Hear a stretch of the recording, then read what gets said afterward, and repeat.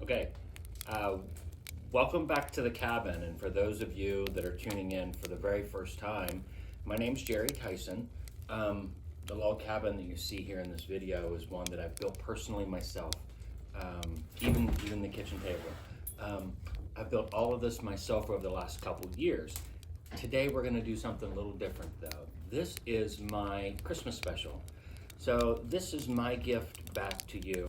I had a couple friends drop in, local artists, you could say, that they have a little group called the Hired Hands, and they don't play quite as much as they used to, but yet still have the talent to play. So I got Allison on the harp and her sister Laura playing the violin. And then what I want to do is just share a couple stories with you. And on the table in front of me, I have a pile of the most valuable things that I possess, and that is letters from people over the years. You know, I would get letters from kids, and these ones just happen to be from the two artists, Laura and Allison. This happens to be from their little brother that they had sent me letters, and there's letters in here from my children over the years. And but the one I want to share with you today is when I was digging through these, I found a Dear Santa letter. So you know what? Let's just get it kicked off with the Dear Santa letter. I think that it will set the tone for the rest of the program. This letter was written by my daughter, who now lives with me, and she's 23 years old. But it was written when she was about 8 or 10 years old. So let me read this letter. It says, Dear Santa, this poem is just for you, because every winter you know just what to do. You fly in your sled and get a bunch of cookies on a tray. You call to the reindeer on Dasher and Dancer, Prancer and Vixen, Comet and Cupid, and Donner and Blitzen. You fly and fly way up in the sky. The northern star shows you the way to afar. Your smile as sweet as candy. You really are very dandy. You're funny and dandy. And you have things that are handy. Love, Emily Nicole Tyson. P.S. Dear Santa, I don't need anything this year when I have a family to hold near and dear. I think that that's going to pretty much set the tone for this entire program, because ultimately, although I can't speak for people around the world, but I'm here in America, Christmas has grown into a thing where we shower our loved ones with gifts. And if you have the means to do that, that's fine. But don't forget that the greatest gift that you have is each other. So let's kick this off with some harp music from Allison. Enjoy.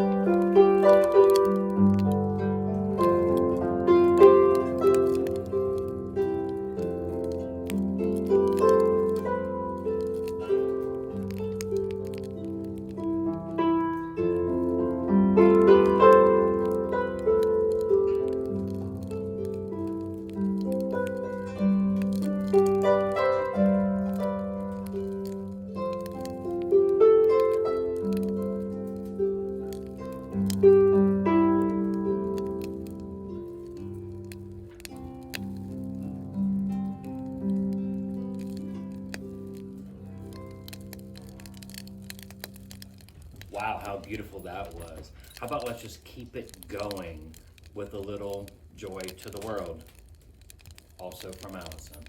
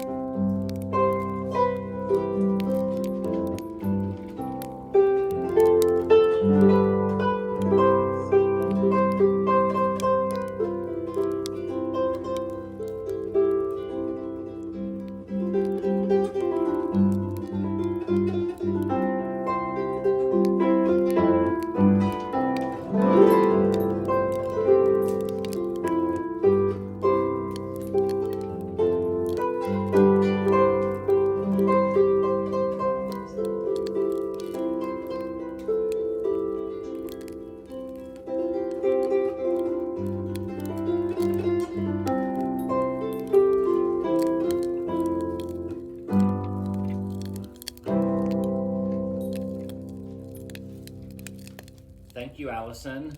Up next, her sister, Laura. Now, Laura dropped in right after work. Laura works on a farm, and this time of year gets really busy, and I had asked her to do this for me last minute, and she said, well, I'll go home and get cleaned up, and then I'll be over. And I'm like, you know what? No, don't get cleaned up. Come just as you are. Because for me, that's the true message of who Jesus is anyway.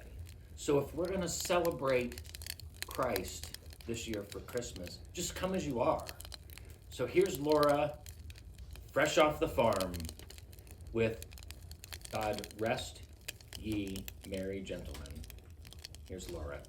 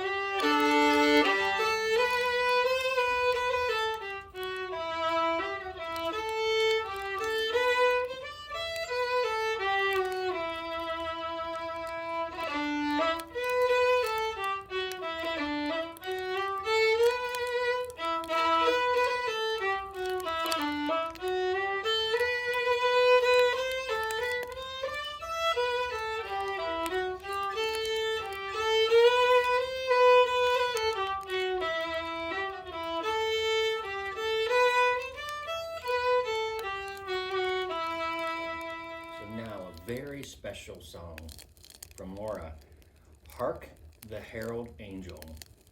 This song is really special because Hark the Herald Angel is a song written about the angel that came to tell of the good news. On this day in Bethlehem is born a Savior. Hark the Herald Angel by Laura.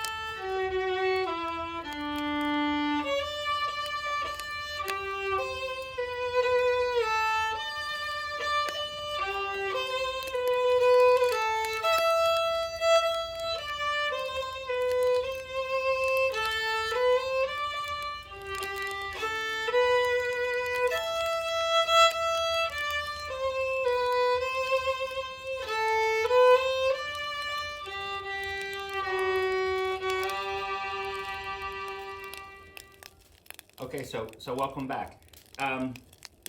So I wanted to read a book to you today, a Christmas story, if you will.